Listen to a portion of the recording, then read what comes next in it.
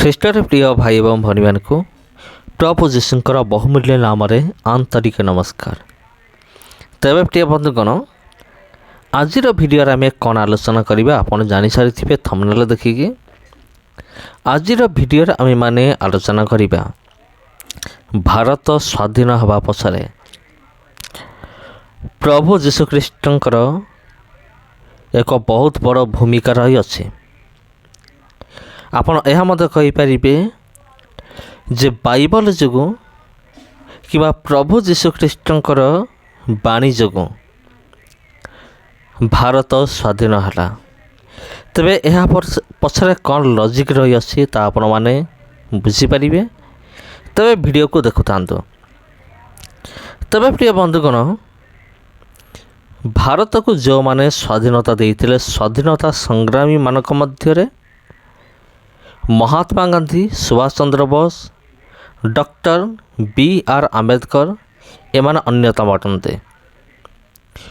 ମହାତ୍ମା ଗାନ୍ଧୀ ଅହିଂସା ନୀତିକୁ ଅନୁସରଣ କରୁଥିବା ବେଳେ ସୁଭାଷ ଚନ୍ଦ୍ର ବୋଷ ହିଂସା ନୀତିକୁ ଅନୁସରଣ କରୁଥିଲେ ଏବଂ ଏହା ପଛରେ ଡକ୍ଟର B.R. ଆମ୍ବେଦକରଙ୍କର ଯେଉଁ ଭୂମିକା ରହିଅଛି ତାକୁ ମଧ୍ୟ ଆମେମାନେ ଭୁଲି ପାରିବା ନାହିଁ।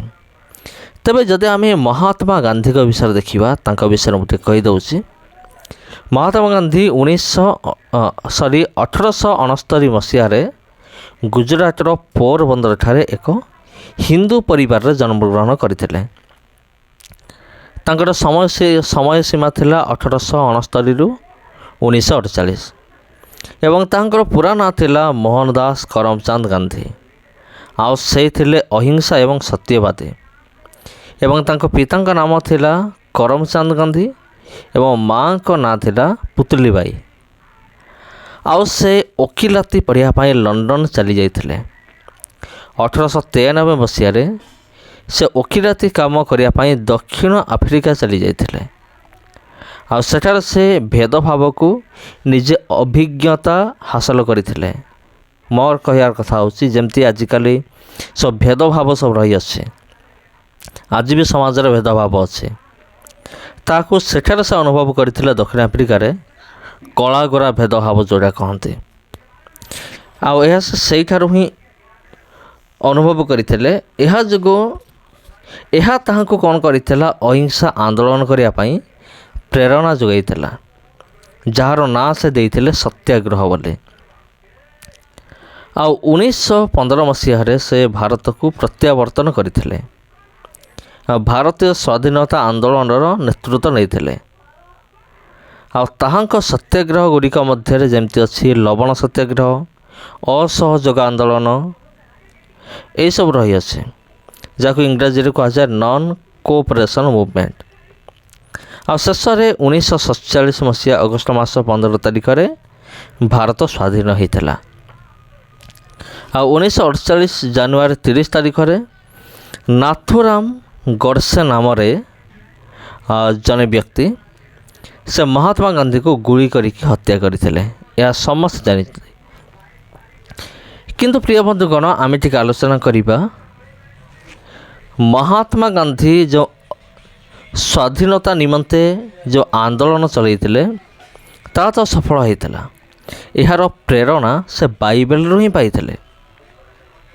ତେବେ ଆମେ ଦେଖିବା, କିନ୍ତୁ ଯେତେବେଳେ ସେ ଲଣ୍ଡନରେ ଥିଲେ ନାହିଁ କି, ସେ ପ୍ରଭୁ ଯୀଶୁଙ୍କ ଶିକ୍ଷା ଆଦର୍ଶ ପ୍ରତି ଅନୁପ୍ରାଣିତ ହୋଇଥିଲେ।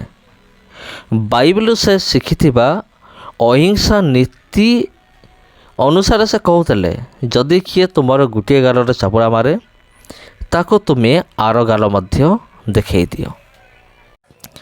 ହିଂସା ନ କରିବା ଏବଂ ଶତ୍ରୁକୁ ପ୍ରେମ କରିବା ବିଷୟ ବାଇବେଲ ଶିକ୍ଷା ଦିଏ।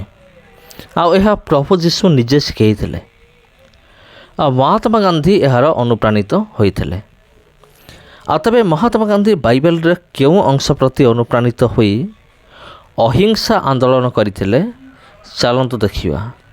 ଯଦି ଆପଣଙ୍କ ପାଖରେ ବାଇବେଲ ଅଛି, ଖୋଲିବେ ମାଥିଉ ଲିଖିତ ସୁସମାଚାର 5 ପର୍ବ 38 ପଦରୁ 48 ପଦ। ଆଉ ଏଠାରେ ଏମିତି ଲେଖା ଅଛି। ଆଉ ଏଠାରେ ପ୍ରଭୁ ଯୀଶୁଖ୍ରୀଷ୍ଟ କହୁଛନ୍ତି, ତୁମେମାନେ ଶୁଣିଅଛ ଉକ୍ତ ଅଛି, ଚକ୍ଷୁ ପରିବର୍ତ୍ତେ ଚକ୍ଷୁ ଓ ଦନ୍ତ ପରିବର୍ତ୍ତେ ଦନ୍ତ।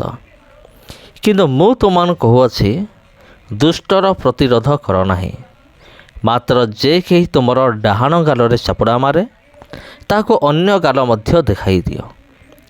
ଆଉ କେହି ଯଦି ତୁମ ସହିତ ବିଚାର ସ୍ଥାନରେ ବିବାଦ କରି ତୁମର ଅଙ୍ଗରଖା ନେବାକୁ ଇଚ୍ଛା କରେ ତାକୁ ଚାଦର ମଧ୍ୟ ଦେଇଦିଅ। ପୁଣି ଯେ କେହି ତୁମକୁ କୋଷେ ଯିବା ପାଇଁ ବାଧ୍ୟ କରେ ତାହା ସାଙ୍ଗରେ 2 କୋଷ ଯାଅ। ଯେ ତୁମକୁ ମାଗେ ତାହାକୁ ଦିଅ।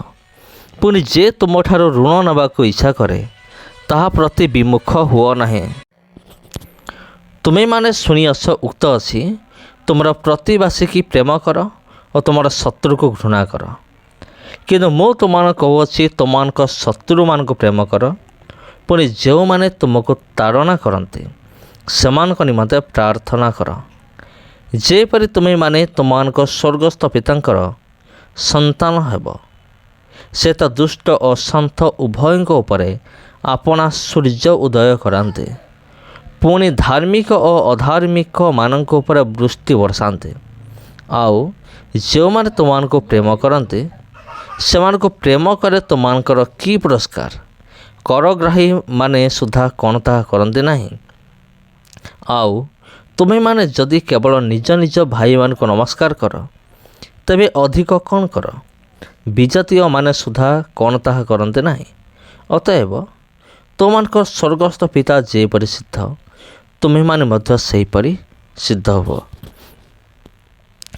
ତେବେ ଖ୍ରୀଷ୍ଟରେ ପ୍ରିୟ ଭାଇ ଭଉଣୀମାନେ, ଏଇ ଯେଉଁ ବାଇବେଲରୁ ଏହି ଅଂଶଟି ଆମେମାନେ ଶୁଣିଲୁ, ଏହି ପ୍ରତି ଅନୁପ୍ରାଣିତ ହୋଇ ମହାତ୍ମା ଗାନ୍ଧୀ ଅହିଂସା ଆନ୍ଦୋଳନ କରିଥିଲେ, ଆଉ ଯାହାର ପ୍ରତିଫଳ ସ୍ୱରୂପ ଭାରତ ସ୍ୱାଧୀନ ହେଲା। ଆଉ ବାଇବେଲରୁ ଶିଖିଥିବା ଏହି ବିଷୟକୁ ସେ ଅହିଂସା ଆନ୍ଦୋଳନରେ ସାମିଲ କରିଥିଲେ।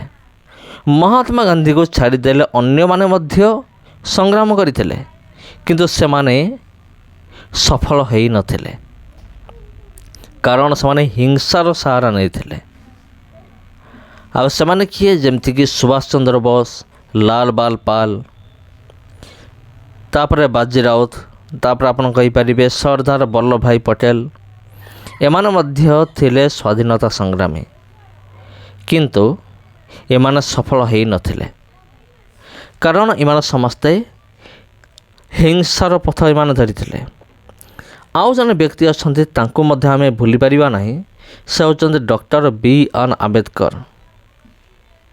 ତାଙ୍କର ମଧ୍ୟ ଅନେକ ଭୂମିକା ରହିଅଛି। ସମସ୍ତଙ୍କୁ ସମାନ ଅଧିକାର ଦେବା, ସମ୍ବିଧାନ ଲେଖିବା ପଛରେ ତାହାଙ୍କର ବହୁତ ବଡ଼ ଅବଦାନ ରହିଅଛି। ତେବେ ଖ୍ରୀଷ୍ଟରେ ପ୍ରିୟ ଭାଇ ଏବଂ ଭଉଣୀମାନେ, ତେବେ ଭାରତ କେମିତି ସ୍ୱାଧୀନ ହେଲା?